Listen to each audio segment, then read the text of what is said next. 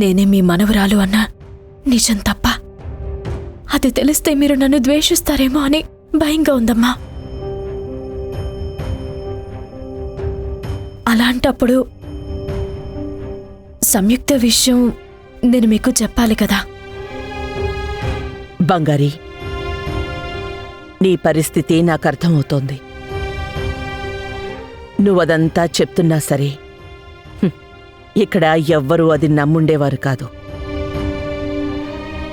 ఆ సంయుక్త రవితో పాటు కలిసి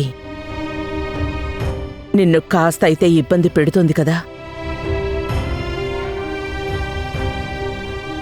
నువ్వది ఏదీ బయటికి చూపించకుండా అన్నీ భరిస్తూ వస్తున్నావు. వేరే దారి లేదు కదమ్మా. జీవితంలో నాకంటూ చీకటి తప్ప ఏం లేనప్పుడు ఒక వెలుగులాగా మిమ్మల్ని చూశాక ఆశ కలిగింది. ఒక భవిష్యత్తు కనపడింది. మీరిచ్చిన ఆశతోనే కదమ్మా నేనింత దూరం వచ్చాను. నీలాగా జీవితంలో కష్టపడి ఎదిగే అమ్మాయిలకంతా నువ్వు పెద్ద ఉదాహరణ. జీవితంలో కష్టపడి ఎదుగుదాము అని అనుకోవచ్చు, కానీ అందులో ఎన్నో సమస్యల్ని ఎదుర్కోవాల్సుంటుంది. వాటిని ఎదుర్కొని అణిచివేయాలి, పారిపోకూడదు. నువ్వలా ఎదుర్కొన్నావు కాబట్టే నువ్వు నీ కుటుంబాన్ని కాపాడుకోగలిగావు బంగారి. కాదు అని పారిపోయుంటే నీ కుటుంబం పరిస్థితి ఆలోచించి చూడు. అదంతా మా అమ్మ మా నాన్న మీరిచ్చిన ధైర్యం అమ్మా.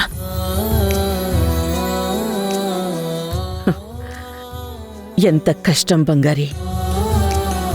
ఒక్క రాత్రిలో నీ ప్రపంచమే మారిపోయింది. హఠాత్తుగా మొత్తం కుటుంబం బరువు చిన్నపిల్లవైనా నీ మీదకొచ్చి పడింది. మనసుని బలంగా పెట్టుకుని వచ్చిన కష్టంతో పోరాడి గెలిచి నీ కుటుంబాన్ని ఇంతవరకు తీసుకొచ్చావు. బంగారి, నిజం చెప్పనా,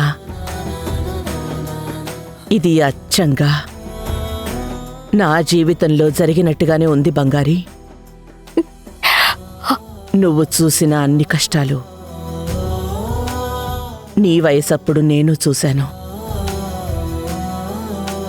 ఆ చీకటి ఎంత భయంగా ఉంటుందో నాకు బాగా తెలుసు. ఎంత ఒంటరిని చేస్తుందో కూడా నాకు తెలుసు.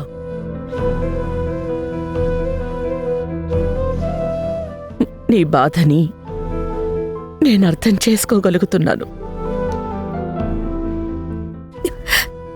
మీ కష్టానికి ముందర నా కష్టం ఏ పాటిది జాన్సమ్మా. నాకు ఊరటనివ్వడానికి ఒక భుజం దొరికింది. నా చుట్టూ ఎన్ని సమస్యలొచ్చినా నా కోసం ఎప్పుడూ నా కూడా ఉన్నారు. కానీ మీకలా ఎవరూ లేరు. మీరు నిజంగా పాపం జాన్సమ్మా. ఒక్కరే ఒంటరిగా అన్నిటినీ దాటుకుంటూ నాకసలు ఊహ కూడా అందడం లేదమ్మా. మీ కష్టం ముందు నా కష్టం అసలు ఏమీ కాదమ్మా. ఝాన్సీ అమ్మా, సారీ. తన వల్లే ఇదంతా జరిగింది అని ఝాన్సీ అమ్మ సారీ, ఝాన్సీ అమ్మ సారీ అని చెప్తూనే ఉంది ఝాన్సీ అమ్మ. అందుకే తీసుకొచ్చాను. ఇందు బంగారు, వెళ్ళు.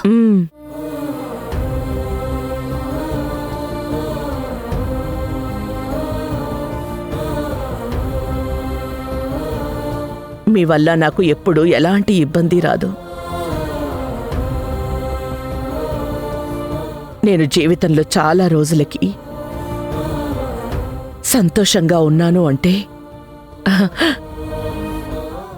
అది మీ అందరి వల్లే. ఏమాత్రం దానికి మీరు బాధపడకూడదు.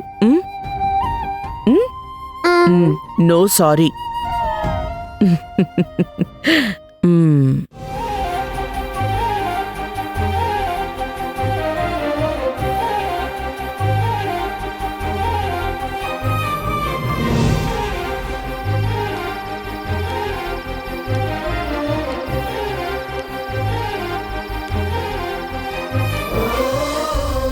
బంగారి ఏం తక్కువ కాదు. వాళ్ళ నాన్న తనని ఓ మహారాణిలా పెంచారు. ఇంకా చిన్నపిల్లలాగే ఉన్న ఒక చెల్లి, పెళ్ళిడుకొచ్చిన ఇంకో చెల్లి, బయట ప్రపంచమే తెలియని ఒక అమ్మతో బంగారి ఈ కుటుంబానికి ఇంకో తండ్రిలా మారింది. అందరినీ తనే చూసుకుంటోంది.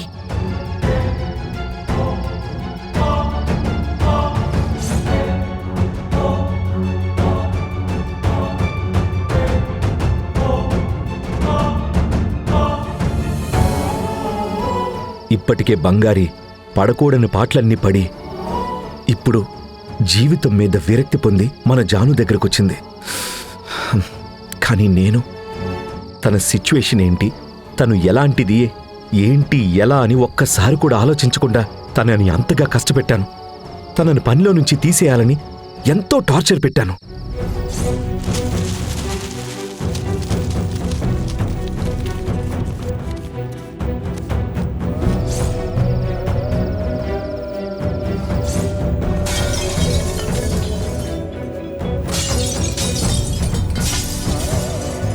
అక్కడితో ఆపకుండా తనను లవ్ చేస్తున్నాను అని చెప్పి మోసం చేసి, అయ్యో,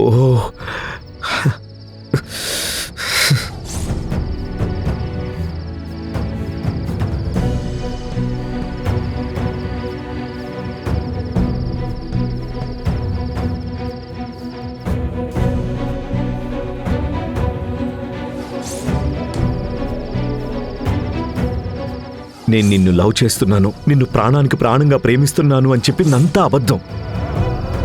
రే రవి, ఏం మనిషిరా నువ్వు?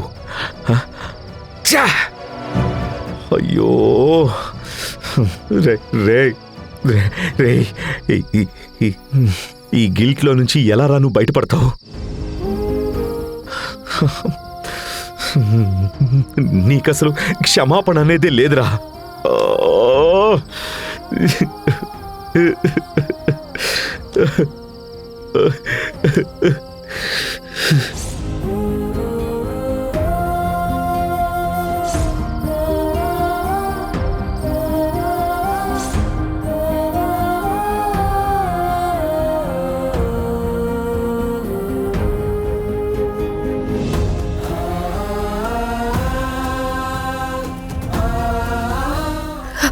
మీకోసం కాకపోతే ఈ ప్రాణం నాకెందుకు సార్?